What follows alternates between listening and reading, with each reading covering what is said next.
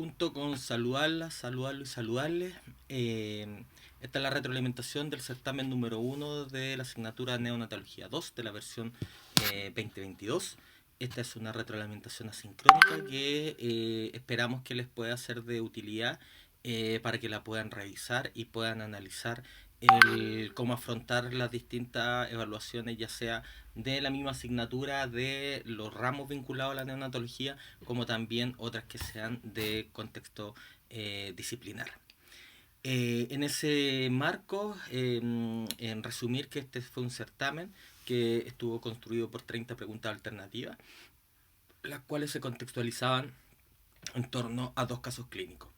En ese tenor, y también en la lógica de que muchas de estas preguntas también, y es más, el certamen como tal, hay todavía compañeras y compañeros que todavía no van a poder dar el certamen porque por motivos de fuerza mayor no lo no pudieron darlo en esta instancia, es que no vamos a analizar todas las preguntas. Aquí, para este efecto de este video, seleccionamos algunas que pueden ser las principales que puedan ayudar a contribuir en la racionalidad de esta. Y además, si bien en la mayoría de las retroalimentaciones de los distintos ramos no se muestran las preguntas como tal o la alternativa, sí creíamos que habían algunas que podían ser mostradas de igual forma porque van a cambiar en torno al caso, por tanto no se van a repetir y podría ser de utilidad para lo que uno entiende como una, o para lo que uno esperaría como una retroalimentación, ¿ya?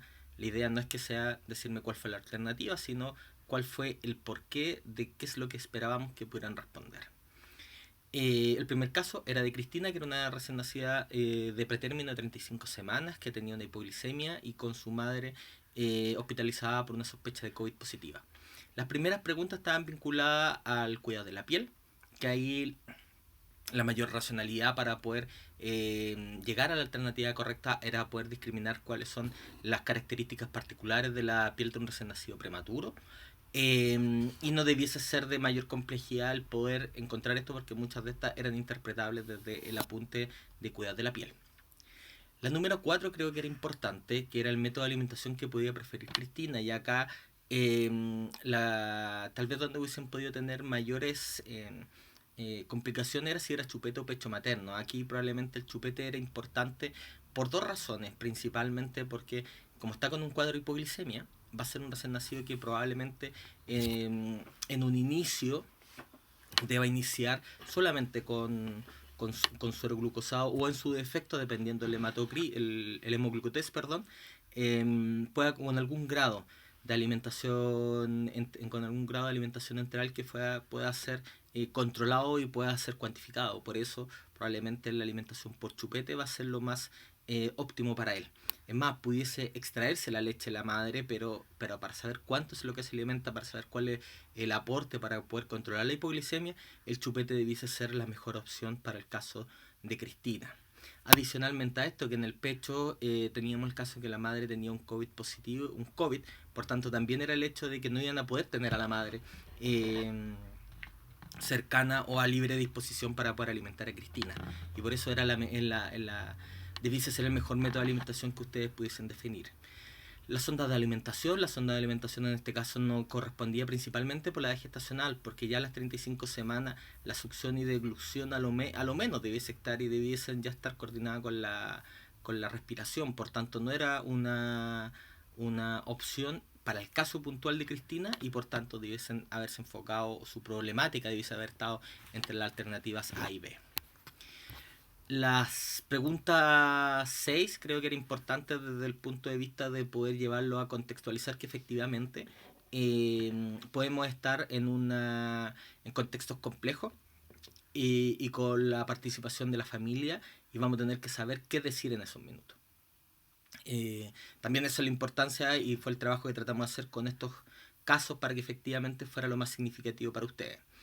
En palabras muy simples, acá que tengan un recién nacido que al alimentarse tenga una cianosis peribucal, quiere decir que le está faltando ventilar adecuadamente para poder coordinar la succión, la deglución y la respiración. En ese orden, claramente es algo fuera de lo normal, fuera de lo esperable durante la alimentación, y por tanto las medidas que debes adaptar es en ese tenor. Otra de las preguntas que creo que era importante, ya saltando a otra temática como era epigenética y salutogénesis, era el tema de entender el concepto de por qué el parto es un evento salutogénico.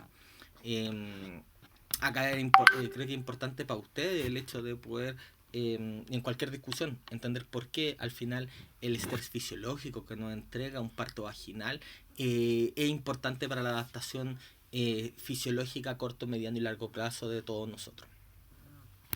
Esta otra pregunta que creíamos que se podía presentar, dado que no tenía mayor complicación, iba a cambiar por el enunciado que pudiéramos entender.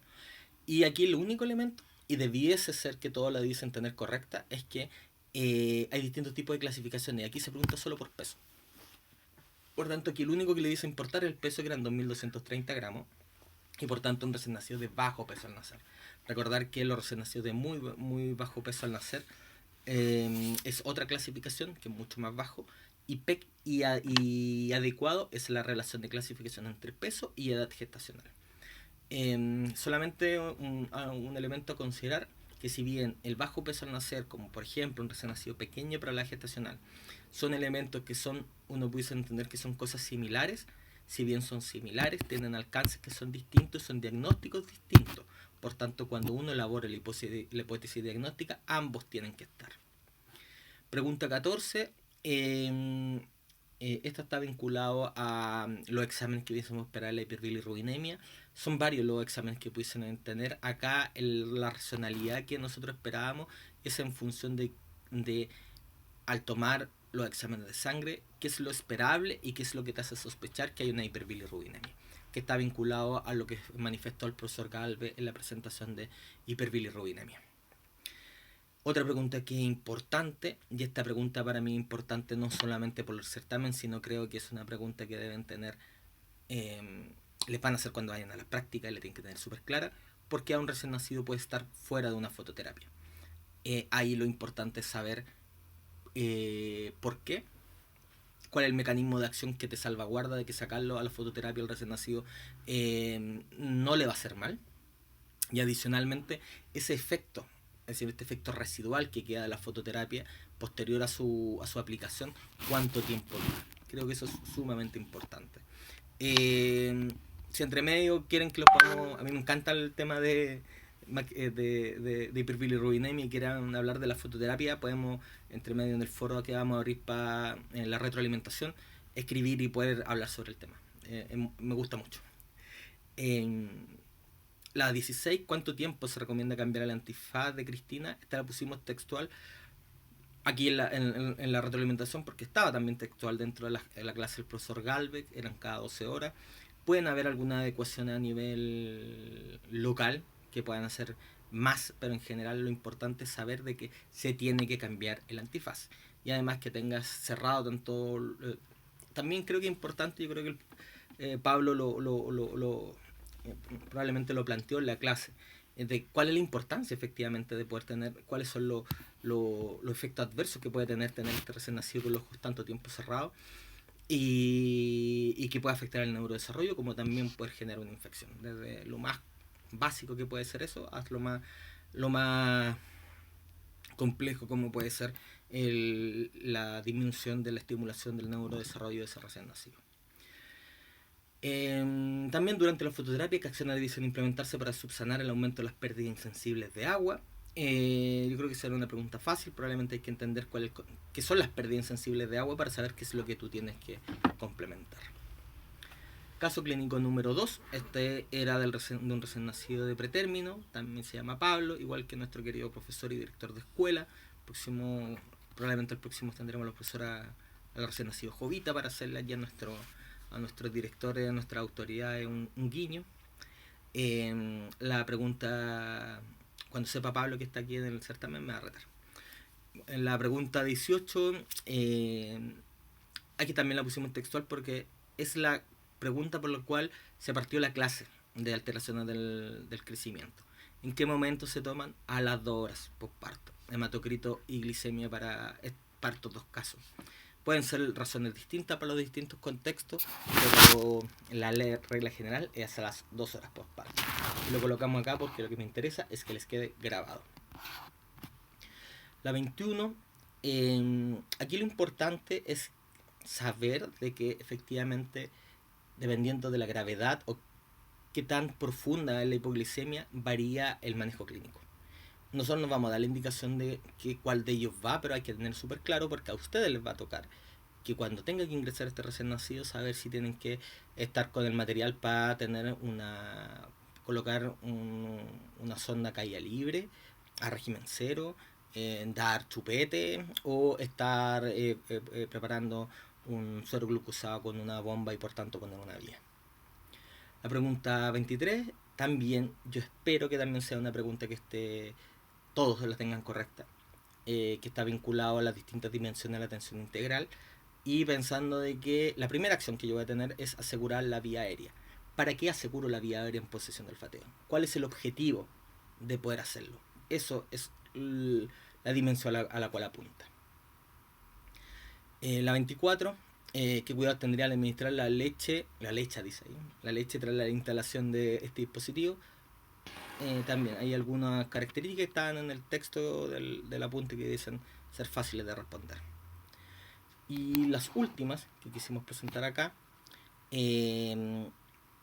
la 25 es, si no es hipoglicemia, ¿cuál es el diagnóstico diferencial? Eso siempre es importante. Uno va a creer que es porque el recién nacido efectivamente no, por ese motivo ha tenido deprivación en su almacenaje de glucosa, pero también puede ser efectivamente puede ser otra la patología. Por tanto, si es que no es esa, ¿cuál es el segundo diagnóstico que ustedes deben pensar? Y si no es el segundo diagnóstico, ¿cuál sería un tercer diagnóstico? ¿Por qué para mí es importante esto? Porque en general en la clínica les puede pasar que para poder resolver el cuadro de hipoglicemia, de todas maneras son las otras alteraciones metabólicas las que tienen que subsanar. Dicho eso, una de ellas, que puede estar relacionada o no con el otro caso, en la hipocalcemia. Y aquí lo que me interesa es recalcar que el medicamento de elección es el gluconato de calcio. Lo importante del gluconato de calcio además son sus consideraciones especiales. Va a ser un medicamento sensible al manejo de ustedes, sensible a la administración y por tanto lo tienen que tener más que grabado cuáles son los elementos por qué se tiene que dar lento, por qué se tiene que dar diluido y cuáles son las consecuencias de que esto no pase. La pregunta 27, al hacer la eritroféresis, ¿cuál es el acceso vascular de preferencia? En este caso del acceso vascular de preferencia hay que tener súper claro que, recordando que la eritroféresis es un proceso isovolumétrico, ¿por qué acceso yo extraigo la sangre y por qué acceso yo ingreso volumen?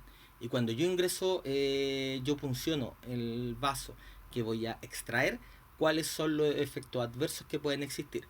Y sabiendo cuál es el efecto adverso, ustedes podrán discriminar con facilidad cuál es el acceso vascular preferente para evitar o disminuir o contener los riesgos que pueden haber ante ese procedimiento. Y finalmente, que esto también está vinculado al proceso de la eritroféresis, el hecho de poder conocer cuál es el matraz que voy a utilizar. No solamente esto en memoria, sino que el hecho que tenga que tenerlo súper claro, porque quien hace la eritroféresis son ustedes y por tanto cuando vayan a administrar el medicamento tienen que tener súper claro cuál es el suero que están poniendo y le van a poner al recién nacido. Espero que este breve resumen de esta retroalimentación le haya sido de utilidad y que le ayude un poco a entender cuál fue la racionalidad de las preguntas de por qué la hicimos. Los instrumentos son perfectibles, pueden haber algunas cosas que ustedes dicen que profe no se vieron de mejor forma o no nos quedó tan claro en la clase, y eso claramente ya con la evaluación en mano nosotros podríamos definir que ya sea o la pregunta estuvo mal evaluada o construida o que la materia no fue del todo abordada, y en torno a eso podríamos tomar alguna definición de poder modificar la pregunta para que no sea un elemento que les complique su evaluación. Aprovecho este minuto con ustedes de poder felicitar a los delegados. Hemos hablado mucho por WhatsApp. Ellos han sido muy respetuosos en su forma de trabajar con nosotros, han sido súper oportunos. Cuando han necesitado mandarnos algo urgente lo han hecho y eso yo lo agradezco. Más para nosotros, o en este caso que yo no tengo tanta hora no estoy 24/7 en la universidad, y el hecho de poder estar en contacto con ustedes para lo que ustedes requieran, para que la experiencia del curso sea lo más positiva posible, para mí es muy importante. Así que chiquillos, muchas gracias y espero que lo que resta del curso también sea así. Estamos en contacto y nos vemos pronto.